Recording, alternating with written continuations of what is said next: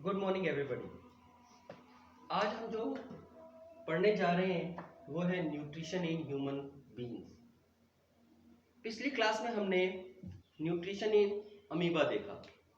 हमने nutrition process में हमने देखा कि ह्यूमन बीइंग्स हैं चाहे अमीबा है, उसमें हमने होलोजोइक मोड ऑफ न्यूट्रिशन की बात की थी।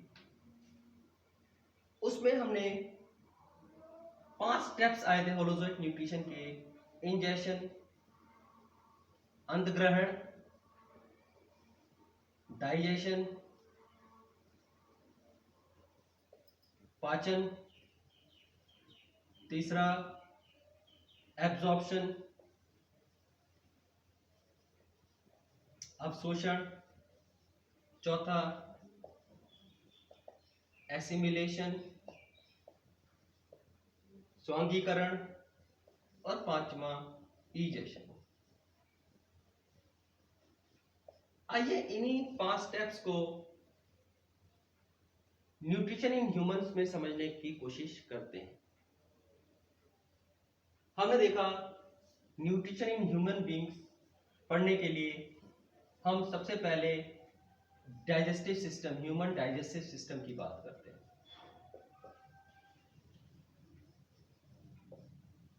ह्यूमन डाइजेस्टिव सिस्टम जो है, इसमें एलिमेंट्री कैनाल की बात आएगी,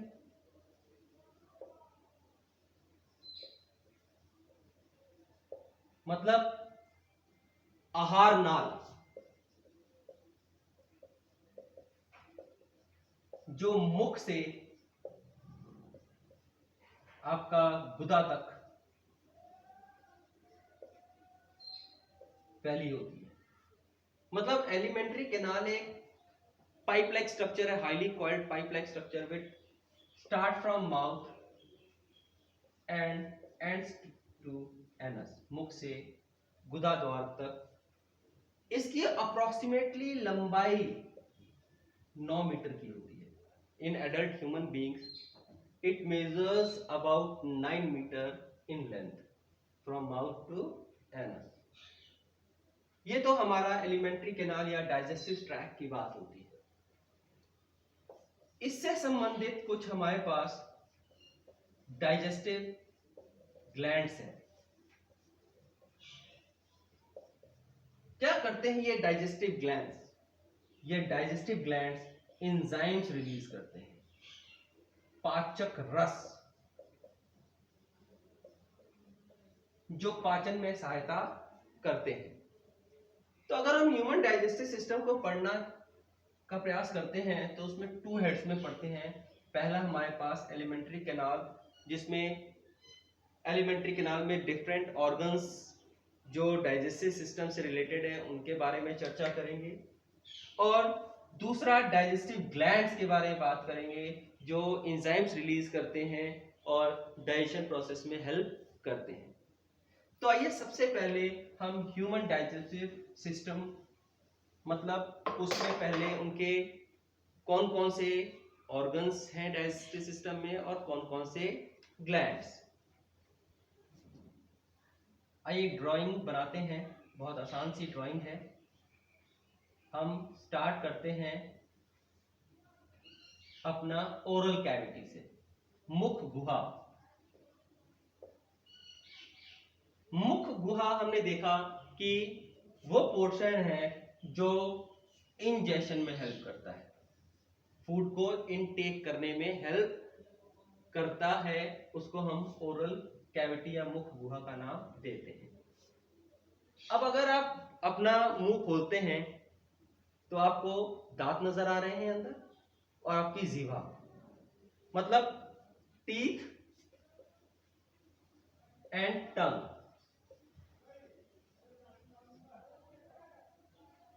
मतलब भगवान ने आपको दांत दिखाने के लिए नहीं और जीभ चढ़ाने के लिए नहीं दी हुई।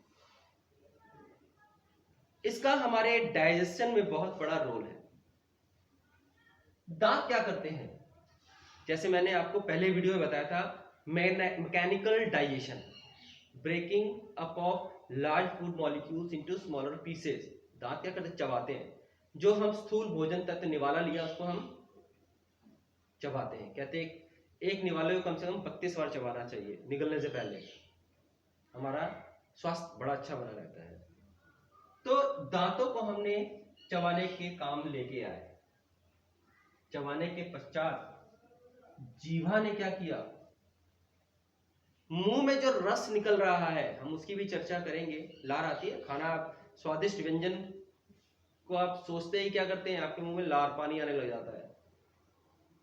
वो लार ग्रंथि एक्टिवेट हो जाती है और मुंह में सलाइवा का फॉर्मेशन करती है।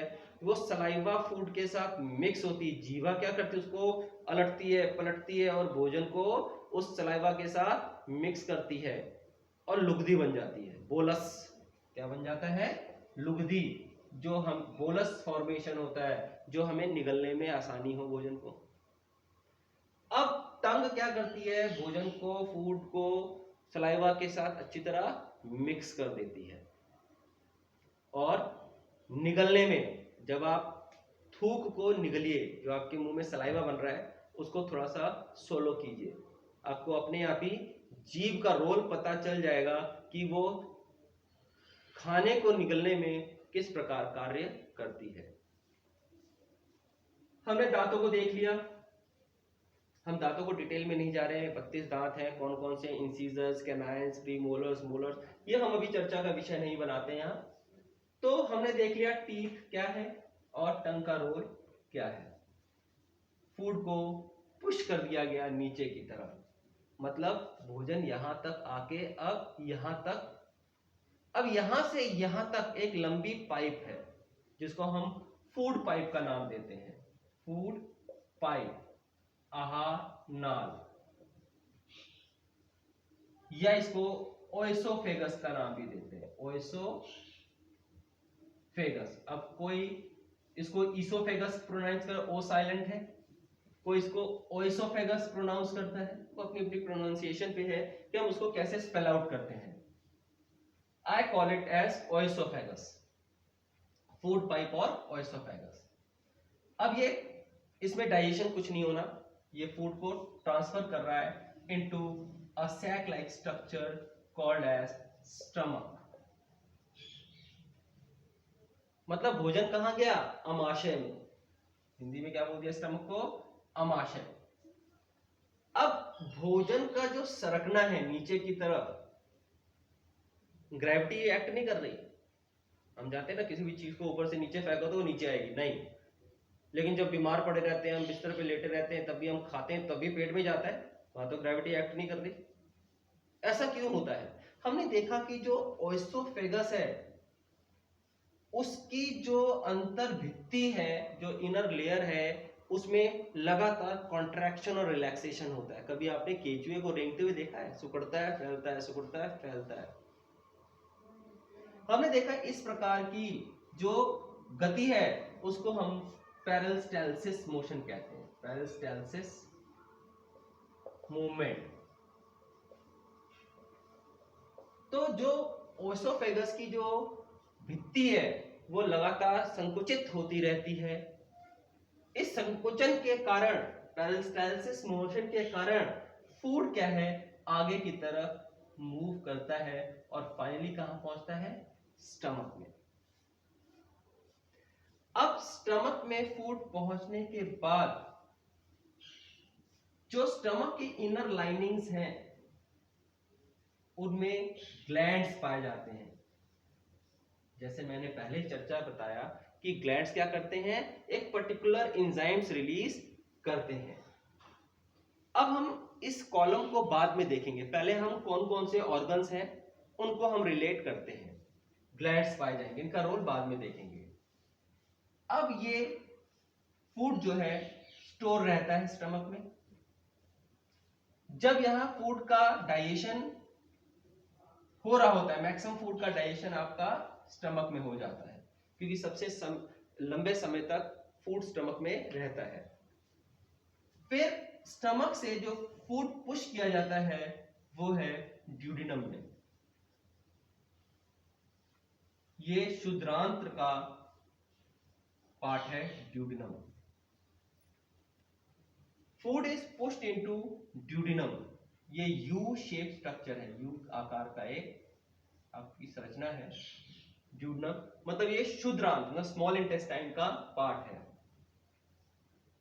ड्यूडिनम आगे जाके small intestine highly coiled structure बना देता है, मतलब 9 मीटर में से 6 मीटर लंबाई तो ये स्मॉल इंटेस्टाइन ही हो गई। ये स्मॉल इंटेस्टाइन कंबाइन करके आगे बृहद आंत का निर्माण करती है।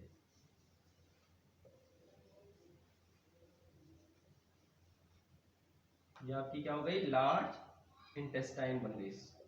Small intestine is converted to large intestine.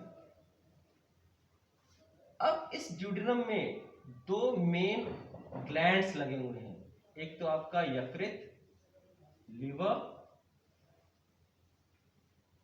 जो बाइल का उत्पादन करता है, और दूसरा अग्नाशय pancreas, leaf like structure present on the base of the stomach. अग्नाशय और यकृत। लीवर जो है वो बाइल का सिक्रिएशन करता है, बाइल जूस पित्त रस। लीवर के साथ हमने देखा पित्त की थैली भी है, पित्त की थैली जिसको हम गॉल ब्लैडर का नाम देते हैं, गॉल ब्लैडर। मतलब लीवर में बाइल बना और स्टोर कहां कर लिया गया, गॉल ब्लैडर में, पित्त की थैली में, और समय समय पर इसका जो रस है वो क्षुद्रांत में डाला जाता है। दूसरा जो ग्लैंड नीचे आपको बताया गया था वो था अग्नाशय पैनक्रिया। ये पैनक्रिया जो है अग्नाशयी रस का स्रावन करता है। इनके रोल हम आगे लेसन में देखेंगे। भोजन क्षुद्रांत से बृहद आंत में पहुंचता है, तो मतलब क्षुद्रांत तक आते आते भोजन का पूर्ण पाचन हो जाता है। पाचन में होता क्या है कि जो आपका स्टार्च है वो सूक्ष्म रूप ग्लूकोज में ब्रेकअप हो जाता है,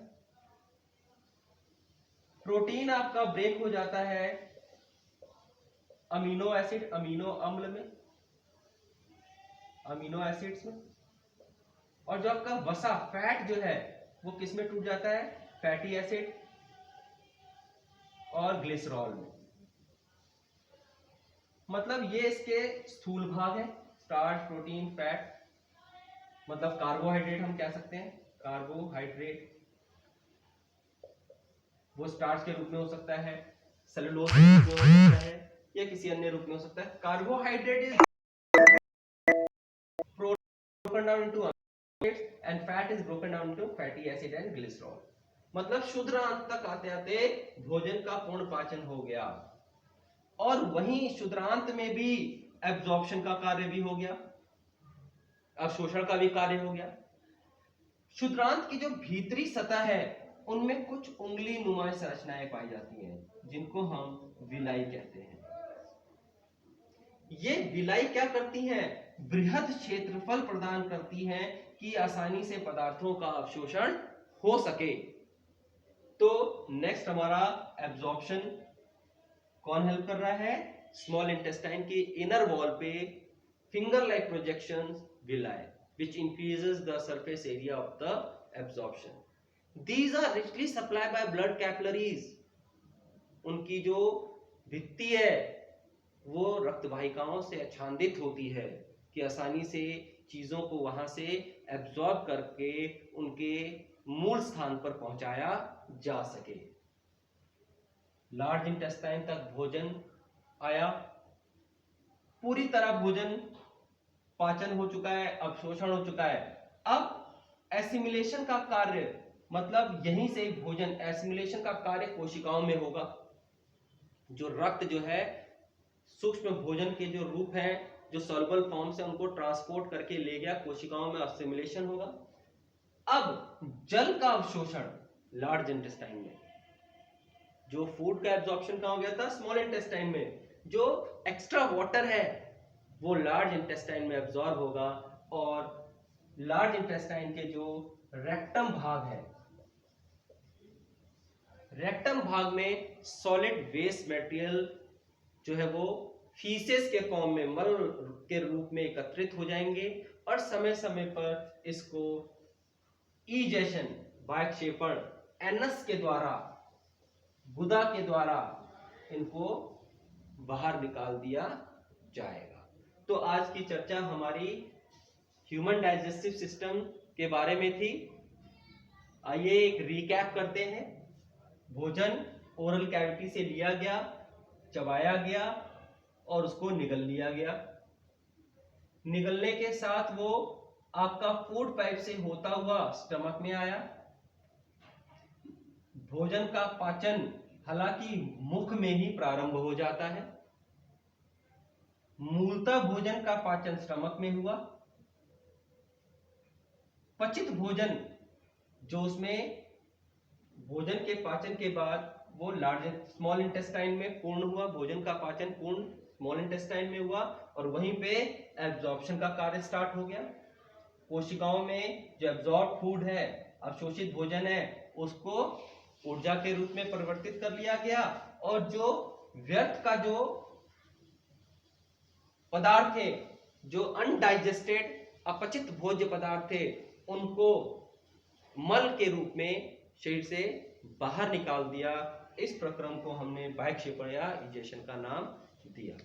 आशा करते हैं कि आपको आज की क्लास या ह्यूमन डाइजेस्टिव सिस्टम अच्छी तरह समझ आया होगा।